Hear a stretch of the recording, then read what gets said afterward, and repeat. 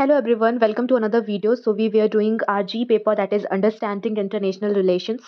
So हमने इसमें already unit 1.1 का रीडिंग कर लिया है, यूनिट 1.2 भी हमने कर लिया है, यूनिट 1.3 का मैंने इसमें दो आपको रीडिंग पढ़ना है। तो इसका मैंने पहला वाला रीडिंग ऑलरेडी इस पे वीडियोस डाल रखे हैं। सो अगर आपने उन वीडियोस को नहीं देखा तो पहले उस वीडियोस को चेकआउट करो, देन इस वीडियो पे आओ। सो आज के इस वीडियो में हम यूनिट 1.3 का दूसरा रीडिंग करेंगे, that is differing about differences. सो इस रीडिंग को आज हम कवर करने वाले हैं। तो अगर आपको वीडियो पसंद आती है तो वीडियो पर लास्ट तक बने रहना, वीडियो को लाइक शेयर सब्सक्राइब जरूर करना। So this is the reading differing about differences and introduction. सो इस रीडिंग को हमें पढ़ना है। सो फर्स्टली हमें इसका इंट्रोडक्शन दे रखा है that what this reading is all about, और ये हमें क्या आइडिया देता है। सो इंट्रोडक्शन में बेसिकली ये बताया गया है कि कैसे हमारा जो ट्रेडिशनल व्यू था ऑफ आईआर, वो ऑप्टन बेस्ड था on the idea that world is divided into separate या फिर competing entities like countries, organisations, Nations. जिस ये आइडिया से क्या होगा आगे जाके, तो कॉन्फ्लिक्ट होगा, क्योंकि अगर आपका ऐसा माइंडसेट है कि वर्ल्ड जो है वो डिवाइडेड है, कंपीटिंग एंटिटीज एग्जिस्ट करती हैं जैसे डिफरेंट नेशंस, कंट्रीज, ऑर्गेनाइजेशंस, तो this can lead to conflict. So ये सजेस्ट करता है ये चैप्टर हमें कि हमें एक न्यू रिलेशनल या फिर रिलेटिव अप्रोच लेने की ज़रूरत है, ताकि हमारी थिंकिंग जो वो कनेक्टेड वे में हो, हम वर्ल्ड को एज अ इंटरकनेक्टेड समझ पाए, and we can promote peace and understanding. So traditionally जो हमारा आईआर था, वो व्यू करता था वर्ल्ड को as a divided into independent fixed group like nations and organisations, और इसी व्यू के कारण अस वर्सेस देम वाले माइंडसेट क्रिएट हो गए, where one group is often been seen as superior and the other is viewed as a threat.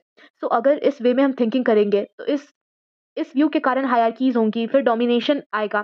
So rather than जो हमारा main IR का पर्पस है, मेन आईआर का पर्पस है piece और अंडरस्टैंडिंग, इंक्लूसिविटी को इंक्रीज करना। सो वो कहीं ना कहीं फॉस्टर होगा, और यहाँ पे डोमिनेशन, सुपीरियोरिटी, फिर जो कौन थ्रेट है, या फिर हायरार्कीज आएंगे नेशंस के बीच में। सो इस तरीके का व्यू हमें नहीं रखना है। We need to propose a new relational approach, हमें एक रिलेशनल अप्रोच लेने की जरूरत है। So instead of seeing it as a separation, तो हमें ये टेक्स्ट जो है ये सजेस्ट करता है कि हमें वर्ल्ड को इंटरकनेक्टेड देखना है। मीन्स हमें फोकस करना है ऑन रिलेशनशिप बिटवीन ग्रुप्स, और हमें डिफरेंस को कॉम्प्लीमेंट्री लेना है, उसको ओपोजिशनल या फिर नेगेटिव वे में नहीं लेना है। रैदर देन थिंकिंग की आइदर और, इस वाले माइंडसेट से हटके हमें बोथ एंड माइंडसेट वाले थिंकिंग पे जाना है। सो इसका मतलब है कि हमें डाइवर्स पर्सपेक्टिव को वैल्यू देनी है, बिकॉज जो वर्ल्ड है वो काफ़ी लार्ज है, और अगर एज अ लार्जर होल हम उसे कंसिडर करेंगे तो हमें ज़रूरत है कि हम डाइवर्स पर्सपेक्टिव को वैल्यू करें, and we need to promote understanding and empathy. और हमें नॉन वेस्टर्न ट्रेडिशन से सीखने की ज़रूरत है, नॉन वेस्टर्न जितने भी फिलोसफीज़ दी गई हैं उनसे सीखने की ज़रूरत है। जैसे इंडिया का धर्मा, या फिर आप देखोगे अफ्रीका का तो उबुंटू, अगर चाइना का देखो तो दाओ। ये सारे जो फिलोसफीज़ थे, इनका मेन गोल क्या था? To promote unity and interconnectedness. तो हमें इन आइडियाज़ को देखने की ज़रूरत है, और ये आइडियाज़ जो थे, ये जो फिलोसफीज़ जो थी, ये चैलेंज करती थी इस माइंडसेट को, वी वर्सेस दे वाले माइंडसेट को ये चैलेंज करती थी, और ये हमें अल्टरनेटिव देती है to Western thinking. So we need to consider these non Western traditions and these non-Western philosophies. Further, the text suggests that there are various benefits of adopting this relational approach. First is fostering inclusivity. So, अगर हम इस diversity को value करेंगे तो हमारा जो difference वाला जो फियर है वो ओवरकम होगा, जिस कारण से हम multiple perspective, different different view points, diverse perspective को कंसीडर करके चीज़ों को समझ पाएंगे, जिस कारण से हमें डीपर अंडरस्टैंडिंग होगी of our self as well as the world. So second is it can help in overcoming hierarchies. Like अगर रिलेशनल थिंकिंग को हम अडॉप्ट करेंगे तो रिलेशनल थिंकिंग जो होता है वो अवॉइड करता है कि कोई भी ग्रुप अपने आप को बेटर या फिर वर्स लेबल नहीं कर सकती, कोई भी ग्रुप अपने आप को सुपीरियर या दूसरे को थ्रेट नहीं कर सकती। सो इन लेबलिंग को हटा के we can promote a cooperation in global relations. The third one is broadening our knowledge system. So अगर हम नॉन वेस्टर्न फिलोसफीज जो हमने देखी, या फिर नॉन वेस्टर्न ट्रेडिशन है, उसको अगर हम वैल्यू करेंगे, उसको अगर हम अडॉप्ट करेंगे, या फिर हम इंडिजिनस पर्सपेक्टिव को देखेंगे, सो अगर उसको हम वैल्यू करते हैं तो we can understand the IR in a more diverse way, and we can bring the diverse ways of knowing things. सो इस इंट्रोडक्शन में यही बताया गया है। फर्दर इट इज टॉक्ड कि जो हमारा रिलेशनल थिंकिंग है उसकी में अगर उसको हम यूज़ करते हैं तो उसके काफ़ी क्रिटिकल रिफ्लेक्शंस भी है। लाइक फर्स्ट है चैलेंजेस ऑफ मिस यूज़। सो यहाँ पे ऑथर में सजेस्ट करते हैं कि जो स्कॉलर्स उनको कॉजेस रहना चाहिए कि कैसे कोई भी रिलेशनल लॉजिक लगा के हार्मफुल पर्पस के लिए भी यूज़ कर सकता है। जैसे कि हिस्टोरिकल केस जो हुआ था जापानीज इंपेरियलिज्म में, उसमें देखा जा सकता है, जो एग्जाम्पल वो इस चीज़ को बता रहे हैं। तो वहाँ पे ये ऑथर सजेस्ट करते हैं कि स्कॉलर्स को हमेशा क्रिटिकली एग्जामिन करना चाहिए कि कैसे पॉलिटिक्स के कॉन्टेक्स्ट में रिलेशनल आइडियाज़ को यूज़ किया जा रहा है, उसको एग्जामिन करके ही चीज़ों को समझना चाहिए। फर्दर सेकंड पॉइंट बताया गया है role of scholars and teachers की। आईआर स्कॉलर्स जो है उनको इंकरेज किया जाता है कि वो रिलेशनैलिटी को इंकरेज करे टू रीथिंक ग्लोबल पॉलिटिक्स, ताकि एक बेटर उनको अंडरस्टैंडिंग हो सके और बेटर वो पीस और अंडरस्टैंडिंग को वैल्यू कर सके। इवन इन एजुकेशन एम्पैथी और इंक्लूसिव टीचिंग को इंक्लूड करना चाहिए, so that this can help students to appreciate diverse view point. Another topic which we need to study is why relational encounters. So relational encounters, basically it highlights the importance of interactions, the relationships in shaping our lives, our identities, and the world around us. So this idea challenge conventional approaches of international relations. Like, it invites us to see differences not just as problems, but as opportunity for transformation, coexistence, mutual growth. Because we know that life is a continuous process of encounters in the sense that the movement of meeting or interactions with other. So ये interaction है जो हमें define करते हैं. Who we are today is definitely shaped by our past interactions, and our future depends on how we engage with new people, ideas, or experiences. So when we encounter something or someone different from ourselves, we are forced to reflect our identity and how we experience life. So ये सारे moments जो है can be transformative. ये हमें help करते हैं to grow and to see the world in more complex and meaningful way. But जो हमारी ट्रेडिशनल थिंकिंग है उसने इन इन इनकाउंटर्स को सिंप्लीफाई कर दिया है, इन अ सेंस कि जो हमारी ट्रेडिशनल लायर थ्योरीज है, उन्होंने जो इनकाउंटर्स का मेसी नेचर है उसको काफ़ी सिंप्लीफाई कर दिया है, उनको डिवाइड कर दिया है इन गुड और बैड, या फिर सेल्फ या अदर, या फिर नेचुरल या कल्चरल. सो ये इस टाइप की जो थिंकिंग है ना, वो सिर्फ आउटकम पे फोकस करती है रादर देन फोकसिंग कि उस इंट्रैक्शन उस मीटिंग में हुआ क्या. ये डायरेक्टली आउटकम पे आ जाती है. सो बाइनरी थिंकिंग ये जो है इसके साथ काफ़ी ज़्यादा प्रॉब्लम है, क्योंकि ये जो है दूसरे साइड को काफ़ी ज़्यादा रिड्यूस कर देती है. ये जो अप्रोच है ये अज्यूम कर लेता है कि दूसरा साइड, एक साइड जो है या तो करेक्ट और वैलिड है, दूसरा साइड जो है वो मस्ट बी रॉन्ग होगा या फिर इनवैलिड होगा. सो ये जो रिजिड थिंकिंग है ना, ये लिमिट कर देती है हमारी understanding of encounters, and it can lead to power imbalance where one side dominating the other side. So ये जो है बाइनरी थिंकिंग ये गलत है. ये ट्रेडिशनल जो हमारा थिंकिंग प्रोसेस है इसको हमें साइड रखना चाहिए. और इन बाइनरी थिंकिंग से ही हट के हमें रेशनैलिटी की ओर जाना चाहिए. हमें रिलेशनैलिटी को एज अ अल्टरनेटिव की तरह लेना चाहिए, क्योंकि ये जो रिलेशनैलिटी होता है ना, ये व्यू करता है एनकाउंटर्स को as a opportunity to create something new rather than focusing कि इनको एक फिक्स कैटेगरीज में डाल देना है कि गुड बैड ऐसे करके डाल देना है. तो इससे ये हट के इसको एज अ अपॉर्चुनिटी की तरह देखता है. It celebrates the complexity of the relationship and transformative power of the differences. Basically अगर आप इंडियन ट्रेडिशन में देखें तो द कॉन्सेप्ट ऑफ टिंकू जो कि डिस्क्राइब करता है कि ये encounters between the opposite such as life, death, day, night. So ये सारे इनकाउंटर्स जो होते हैं वो एसेंशियल होते हैं for achieving balance and harmony in the universe. So एक अनदर कॉन्सेप्ट है टाइपी का, जिसका मतलब होता है in between, space where transformation happens. So this is where differences meet, negotiate, and create something new without losing their unique identity. So these are the two concepts which you need to understand. Further इसमें atomistic world view को discuss किया गया है. सो ये atomistic thinking क्या होता है, जो हमारा देखिए जो हमारा ट्रेडिशनल आयर था वो क्या अज्यूम करता था कि इंडिविजुअल स्टेट एंटिटीज जो एग्जिस्ट करते हैं वो सेपरेट और इंडिपेंडेंट यूनिट है. बट जो ये एटोमिस्टिक थिंकिंग होता है ये सजेस्ट करता है कि जितने भी इनकाउंटर्स हुए हैं वो एक मैथमेटिकल इक्वेशंस की तरह होते हैं, जहाँ पे दो एंटिटीज बोले तो कुछ भी हो सकते हैं, कंट्रीज, ऑर्गेनाइजेशंस, नेशंस. सो ये दो एंटिटीज जहाँ पे भी मिलते हैं और एक फिक्स्ड आउटकम प्रोड्यूस करते हैं. This is the atomistic thinking. The author further suggest कि डिफरेंसेस जो है ना वो ज़रूरी होते हैं, डिफरेंसेस लाइफ में ज़रूरी हैं. तो रिलेशनैलिटी जो होता है वो आर्ग्यू करता है कि डिफरेंसेस जो है वो प्रॉब्लम नहीं जिसको कि सॉल्व करने की ज़रूरत है, बल्कि ये एसेंशियल है for the condition to existence. जैसे कि डार्कनेस के लिए लाइट की ज़रूरत होती है टू हैव अ मीनिंग, उसी तरीके से ह्यूमन आइडेंटिटीज़, कल्चर, इन सबको डिफरेंस की ज़रूरत होती है ताकि ग्रो हो पाए लोग और इवॉल्व कर पाए. ऑथर फर्दर आर्ग्यूज कि there is a need of transformative encounters, because जो इनकाउंटर होते हैं विद डिफरेंसेस वो हमें चैलेंज करते हैं कि हम रिथिंक करें अपने अजम्पशंस को, और हमारी जो अंडरस्टैंडिंग है ऑफ द वर्ल्ड वो डिफरेंट व्यू पॉइंट्स को समझ के एक्सपैंड हो. और ये सारे मूवमेंट्स ऑफ ट्रांसफॉर्मेशन जो हमें अलाउ करते हैं to see the possibilities for coexistence and mutual respect. So this was given in the relational encounters कि रिलेशनल एनकाउंटर जो एक फ्रेश पर्सपेक्टिव देता है हमें कि हम किस तरीके से समझते हैं आइडेंटिटी, पॉलिटिक्स और वर्ल्ड को. Bye focusing on the process of interaction, हमें अपने इंट्रैक्शन के प्रोसेस पे फोकस करना चाहिए रैदर दैन फिक्स्ड आउटकम्स पे. रिलेशनैलिटी जो है वो हमें हेल्प करता है to move beyond rigid categories good bad. जो है ये कैटेगरीज में हम डिवाइड कर देते हैं, वर्स, थ्रेट, या फिर सुपीरियर, या फिर कौन सा थ्रेट है. ये सारी थिंकिंग से हट के हमें उसके बियॉन्ड सोचना चाहिए. It encourages us to see the difference and opportunities for growth. हमें इन एनकाउंटर्स को एज अ अपॉर्चुनिटी लेना चाहिए कि हमें ग्रोथ करने में, हमें इवॉल्व करने में, हमें क्रिएटिव बनाने में, बैलेंस करने में ये हेल्प करेगा. सो अल्टीमेटली जो ये रिलेशनल एनकाउंटर्स है ये हमें रिमाइंड करता है that life itself is build on relationships, and through these relationships we can create a more inclusive and dynamic understanding of the world. So another topic comes is why runa. So runa basically एक term है जिसको use करते थे Quechua speaking people of Amazon. So runa का basically इसको translate किया जाता है एज ह्यूमन. और अगर आप र्यूना का मीनिंग देखो तो इन सिंपल टर्म्स र्यूना का मतलब होता है समवन लाइक अस. बट ये डेफिनेशन सिर्फ ह्यूमंस तक ही सीमित नहीं है. जैसा कि अगर इसको ट्रांसलेशन समझे कि इसको ट्रांसलेट करके ह्यूमन पर आता था तो सिर्फ ये ह्यूमन तक ही सीमित होगा, ऐसा नहीं है. फॉर कीचुआ र्यूना का मतलब होता है इंक्लूड्स ऑल द बीइंग्स जिससे वो कनेक्टेड फील करते हैं, those with whom they share relationship of care, understanding and empathy.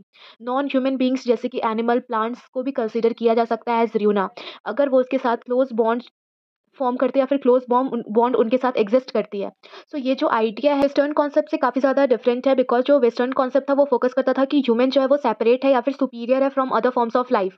वो नॉन ह्यूमन बींग्स को कंसिडर ही नहीं करता था। इन वेस्टर्न थॉट ह्यूमन जो है वो उनको अपने स्पेशल माना जाता था, क्योंकि उनके पास एबिलिटीज है फॉर रीजनिंग, स्पीच, इंटेलिजेंस, तो इसलिए उनको सुपीरियर माना जाता था। बट कीचुआ की अगर बात करें तो वहाँ पे ऐसा नहीं है। आइडिया ऑफ ल्यूना का बेसिकली मतलब होता है about relationship, not superiority. Lunar का मतलब यहाँ रिलेशनशिप से है, और वेस्टर्न फिलोसफी में अगर आप देखें तो वहाँ पे सुपीरियोरिटी से है। नाउ वी विल सी कि कैसे जो र्यूना है वो डिफरेंट है from western idea of human. तो वेस्टर्न आइडिया ऑफ ह्यूमन क्या था कि वेस्टर्न कल्चर में ह्यूमंस को देखा जाता था कि इंडिविजुअल विद फिक्स बाउंड्रीज, क्योंकि वो एनिमल्स, प्लांट्स, इन्वायरमेंट इन सबसे सेपरेट है, और उनकी हायरार्की क्रिएट की जाती थी जहाँ पे ह्यूमंस को टॉप पे रखा जाता था और बाकी सारी चीज़ें को नीचे। बट कीचुआ के आइडिया ऑफ ल्यूना में ऐसा नहीं है। कीचुआ हर ह्यूमन बींग्स को, whether it is human, animal, plant, even spirits, सबको इंटरकनेक्टेड मानता है। अगर someone becomes luna through relationship of care, trust and shared experience, for example अगर आप किसी पेट का भी ध्यान रखोगे, उसके साथ टाइम स्पेंड करोगे, उसको समझोगे, तो आपके लिए पेट ल्यूना हो सकती है। On the other hand someone who is hostile या फिर डिस्कनेक्टेड है आपसे, वो उसको आप एक्वा बोलोगे। ये अपोजिट टर्म है ल्यूना का, which means they are not luna. और यूका मीन्स होता है enemy. So in this way, being Ryuna is about creating connection, not about being part of a specific species. We will see कि how Ryuna challenges Western thinking. So अगर Quechua की बात करें तो कॉन्सेप्ट ऑफ र्यूना हमें teach करता है to think differently from differences. Differently हमें थिंक करना है डिफरेंसेस के बारे में। वेस्टर्न व्यू क्या था कि differences between human, animal, plant जो है वो फिक्स्ड हायरार्की में है, जहाँ पे ह्यूमंस को टॉप पे रखा गया है और everything else exist to solve them. But Quechua का व्यू अलग है। उनके हिसाब से डिफरेंसेस जो है उनको एज अ अपॉर्चुनिटी लेना चाहिए फॉर कनेक्शंस, और इंस्टेड ऑफ डोमिनेटिंग और कंट्रोलिंग अदर्स, फोकस होना चाहिए in building relationships. For example अगर वेस्ट में देखें तो humans often treat nature as a resource to be exploited, but अगर कीचुआ की बात करें, they see nature as a partner in relationships. The land, forest, rivers are respected as a part of their community.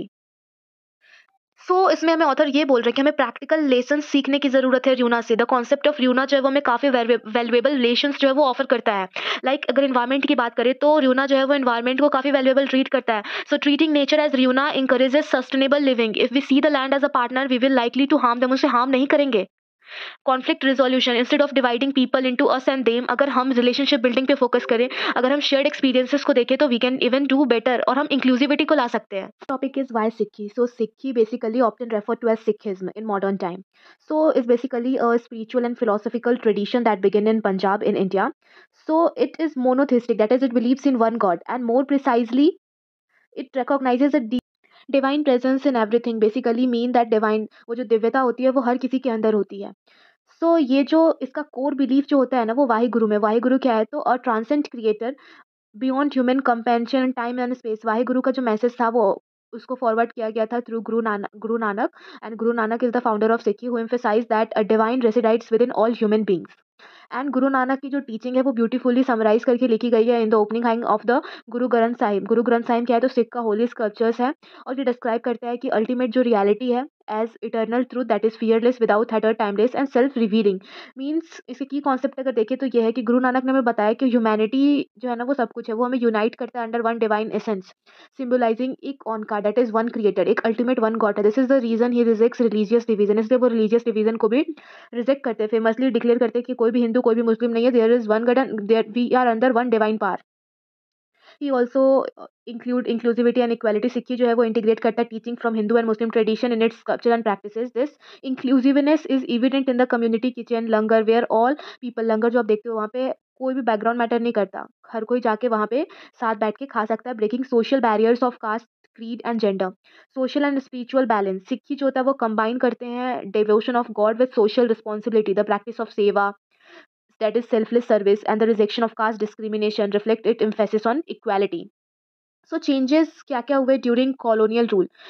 जब British colonisation नहीं हुआ था उससे पहले सिक्की जो था वो काफ़ी फ्लूइड और इंक्लूसिव था। मीन्स ओवरलैपिंग आइडेंटिटीज थी between Sikhs, Hindu, Muslim. Sikhs often identify करते थे उनको by village, caste, faith, tradition, इन सब के बेसिस पे, which allowed for coexistence without rigid boundaries. However जब कॉलोनियल पॉलिसीज उन पे इम्पोज हुई तो स्ट्रिक्ट रिलीजियस कैटेगरीज बढ़ गए, transforming Sikhis into a structured religion, और ये एक रिलीजन के फॉर्म में बन गया आफ्टर कॉलोनियल पॉलिसीज, और उसको उसी को हम लोग सिखिज्म बोलने लगे। ब्रिटिश जो थे वो सेंसस इंट्रोड्यूस करती है which categorize people into distinct religions, ethnic groups. This process encourage Sikhs to see themselves as a separate community, distinct from Hindu and Muslims. Now further it is discuss कि कैसे सिक्की जो है वो हमारे conventional western ideas of fire को challenge करता है। सो सिक्की जो है वो रिलीजन और पॉलिटिक्स को सेपरेट नहीं करता, वो रिलीजियस पॉलिटिकल यूनिटी दिखाता है। सिक्की जो है वो स्पिरिचुअल टेम्पोरल डायमेंशंस को सेपरेट नहीं करता, एक होलिस्टिक व्यू देता है of governance and community. Further Sikhi जो है वो unlike either or approach of western thought हमेशा बिलीव करता था आइदर और या फिर अस दे वाले थॉट पे। बट सिक्की जो है वो बोथ एंड वाले लॉजिक पे जाता है, रिकॉग्नाइज करता है कि मल्टीपल ट्रूथ्स और यूनिवर्सैलिटी जो है वो को एग्जिस्ट कर सकते हैं साथ में। It focuses on equality and inclusion, it focuses on social justice and unity, जिससे हम लोग ग्लोबल इश्यूज जैसे कि इनइक्वालिटी डिस्क्रिमिनेशन को हम लोग एड्रेस कर सकते हैं। ये बियॉन्ड नेशन स्टेट देखता है। Sikhi concept of non territorial sovereignty provide an alternative to rigid national boundaries. Sikhi acknowledge करता है multiple universalities that can expand the scope of IR, making it more representative in diverse cultural and tradition. तो अगर हम देखें तो सिक्की एक cosmological tradition है जो कि सिर्फ रिलीजन तक ही कन्फाइंड नहीं है, ये इनकम्पास करता है spiritual social political dimensions. It it's जो इसकी टीचिंग है वो चैलेंज करती है एक्सक्लूसिविटी ऑफ वेस्टर्न फ्रेमवर्क और एक मोर इंक्लूसिव और इंटरकनेक्टेड पर्सपेक्टिव हमें देती है और humanity and global relations. Further it is there why Kyoto school, so Kyoto school पहले था क्या? So Kyoto school was a group of Japanese philosopher mainly from Kyoto Imperial University during the interwar period. So Kyoto school basically क्या था? तो group of Japanese philosopher mainly from Kyoto Imperial University. Kyoto school जो था एक important philosophical movement की तरह भी आप इसको देख सकते हो, स्पेशली जब आप नॉन वेस्टर्न आइडियाज देखोगे कि कैसे वो वर्ल्ड अफेयर्स को अफेक्ट किए। क्योटो स्कूल जो था वो दो मेन पार्ट्स में डिवाइडेड था, एक तो फिलोसफिकल इंक्वायरी और दूसरा जापान से इन्वॉल्वमेंट इन इम्पेरियलिज्म। तो इस दो पार्ट से हम इसको समझ सकते हैं। क्योटो स्कूल के अगर मेन मेंबर की बात करें तो निशिदा कितारो, तनाबे जिमे, निशिता केजी एंड अदर्स, ये सारे उसके इंपॉर्टेंट फेमस मेंबर्स थे। तो क्योटो स्कूल की अगर आप फिलोसफी की बात करो तो वो लार्जली फोकस करते थे on the nature of being and relationship, क्योंकि इस क्योटो स्कूल में बुद्धिज्म का काफ़ी ज़्यादा इन्फ्लुएंस था। A lot of their philosopher was influenced by Buddhism.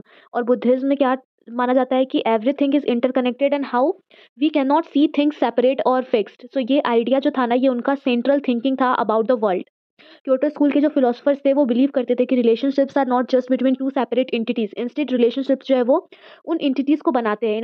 In other words अगर आप बोलो तो पीपल और थिंग जो है only become who they are through their relationship with others.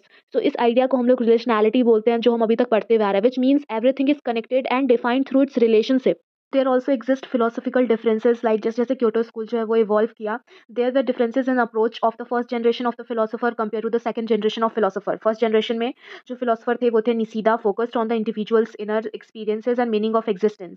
वो ज़्यादा इंटरेस्टेड थे in understanding how individuals could find meaning and relief from suffering. Their ideas were very much rooted in Buddhist philosophy. और जो second generation थी वो shifted की to a more political focus, using their philosophical ideas to explain world events and justify Japan's imperialist policies. They believed that Japan understanding of the world was superior and had a more moral duty to lead other country. उनका मानना था कि Japan की जो understanding है दुनिया के बारे में वो सबसे सुपीरियर है, and they had a moral duty to lead other country. They also incorporated Confucian ideas of hierarchy, which reinforced the belief that Japan was the rightful leader of Asia.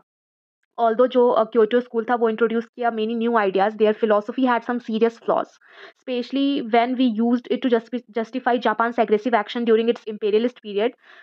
Kyoto school जो था mainly focus किया on understanding the concept of being and relationship. उन्होंने ज़्यादा tension दिया ही नहीं to ethics and morality. They believe कि Japan जो है वो इम्बॉडीमेंट है of emptiness and was virtuous nation, but it left open the question कि who exactly in Japan was virtuous leader, was this the emperor, military or someone else. उनका मानना था कि जापान जो है वो यूनिफाइड है और एक कंसिस्टेंट नेशन है, बट रियलिटी में क्या था कि जापान दूसरी कंट्रीज़ की तरह ही डाइवर्स था और उसमें भी काफ़ी डिफरेंट हिस्टोरियन कल्चर्स थे। Their views of Japan as a single fixed entity ignoring their complexity, उन्होंने कॉम्प्लेक्सिटी पे तो ध्यान दी ही नहीं।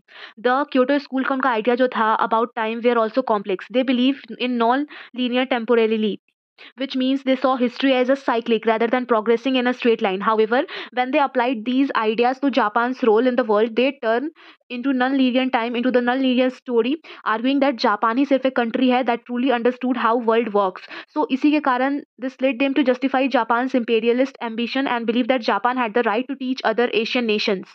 So what key lessons from the Japan Kyoto philosophy is? Kyoto school ideas so that the relational theories can provide new insights into global affairs, however, without a clear ethical framework. उनके पास कोई ethical framework नहीं था. These theories can be misused to justify harmful actions.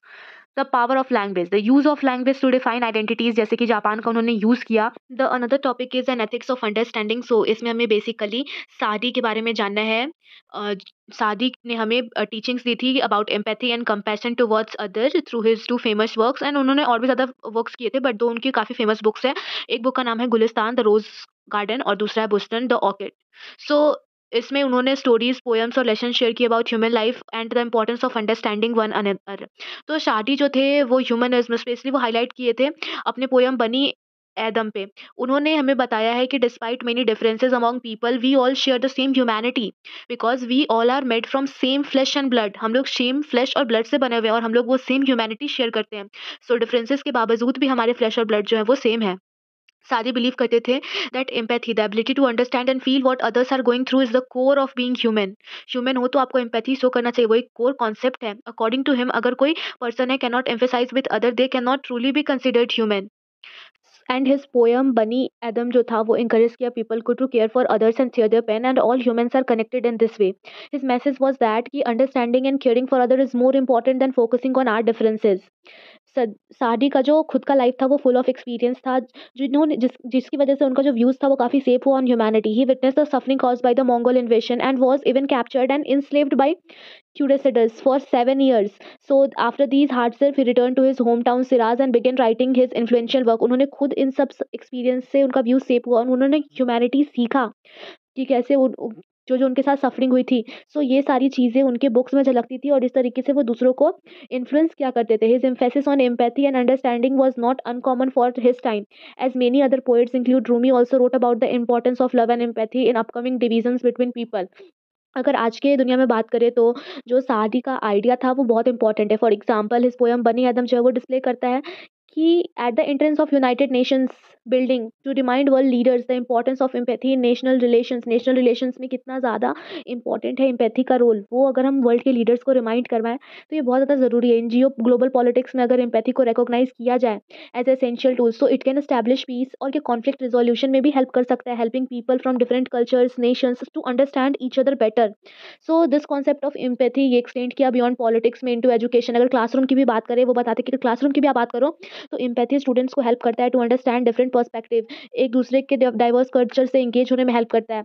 अगर साथ में work करते हैं with one another with different background, teachers अगर एथिक्स को फॉलो करते हो तो वो स्टूडेंट्स को इंकरेज कर सकते हैं to listen learn engage without trying to prove that their own ideas are superior. तो इस अप्रोच से स्टूडेंट जो होता है वो काफ़ी अवेसिएट हो सकता है डिफरेंट व्यू पॉइंट जानने के लिए, और अंडरस्टैंड दैट ईच पर्सन का जो एक्सपीरियंस है, हर किसी का एक्सपीरियंस जो है वो वैल्यूएबल है, उतना ही इंपॉर्टेंट है।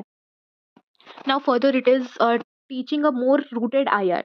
सो करंट आईआर के साथ प्रॉब्लम क्या था कि मेन इशू है कि मेनी आईआर थ्योरीज जो है ना, वेदर आप रियलिस्टिक की बात करो जो कि फोकस करता है और power and threat between state, अगर आप कंस्ट्रक्टिव थ्योरी की बात करो जो कि फोकस करता है एंटिटीज एंड सोशल नॉर्म पे, या फिर आप क्रिटिकल जो कि क्वेश्चन करता है ट्रेडिशनल आइडियाज को, ये सारे थ्योरीज अगर आप देखो तो वो कहीं ना कहीं यूरोपियन एंग्लो अमेरिकन हिस्ट्री में रूटेड है, और ये थ्योरीज जो है वो सेपरेशन के आइडियाज पे बेस्ड है, बेस्ड ऑन थ्योरीज पे बेस्ड है बिटवीन थिंग्स लाइक स्टेट होते हैं, फिर उनके एनिमीज है, और सेल्फ या फिर अदर वाले माइंडसेट पे बेस्ड है। तो इस अप्रोच से अगर आप पढ़ोगे तो ये अप्रोच है वो इग्नोर करता है कि how different culture see the world. For example अगर इंडियन कॉन्टेक्स्ट में देखो तो identity has just been more relational and flexible, shaped by local culture and traditions rather than rigid and oppositional categories.